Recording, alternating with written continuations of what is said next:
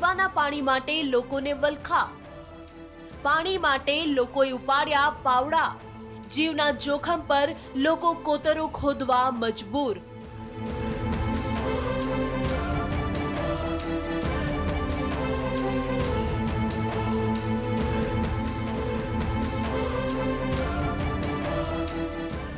હાથમાં પાવડો અને ત્રિકમ લઈને ખોદકામ કરતા લોકો। પ્રથમ નજરે તમને લાગશે કે આ લોકો રોજીરોટી માટે પાવડો ત્રિકમ લઈને ખોદકામ કરી રહ્યા છે, પરંતુ એવું નથી। આ લોકો પાણી માટે ખોદકામ કરવા મજબૂર બન્યા છે। વાત છે છોટાઉદેપુરના ક્વાંટ તાલુકાના કોચવડ ગામની, કે જ્યાં લોકોને પાણી માટે દૂર દૂરના ગામમાં રજડવાનો વારો આવ્યો છે। કોતરોમાં પાણી સુકાઈ જતા પીવાના પાણીના વલખા મારવાનો વારો આવ્યો છે। વારંવારની રજૂઆત છતાં કોઈ ઉકેલ ન આવતા લોકો જાતે જ કોતરોમાં ઊંડા ખાડા ખોદી પાણી મેળવવાની કોશિશ કરી રહ્યા છે।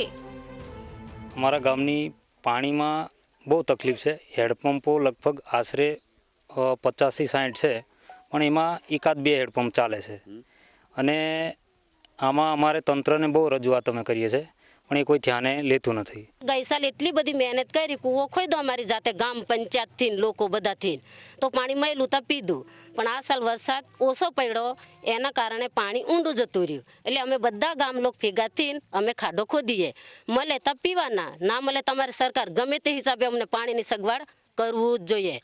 TV9 ગુજરાતીની YouTube ચેનલને સબસ્ક્રાઇબ કરો અને બેલ બટન જરૂરથી દબાવો, જેથી દરેક વિડીયોના નોટિફિકેશન તમને મળતા રહે।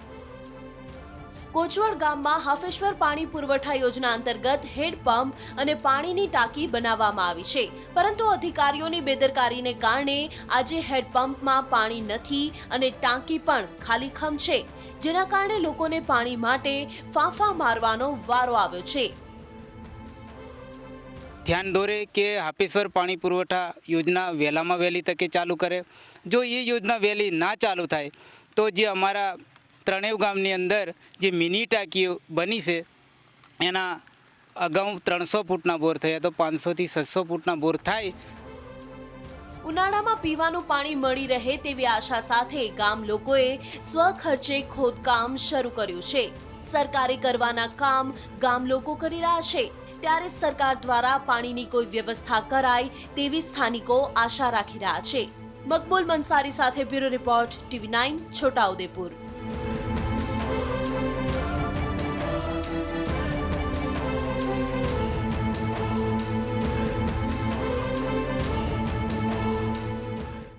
TV9 ગુજરાતીની YouTube ચેનલને સબસ્ક્રાઇબ કરો અને બેલ બટન જરૂરથી દબાવો, જેથી દરેક વિડીયોના નોટિફિકેશન તમને મળતા રહે।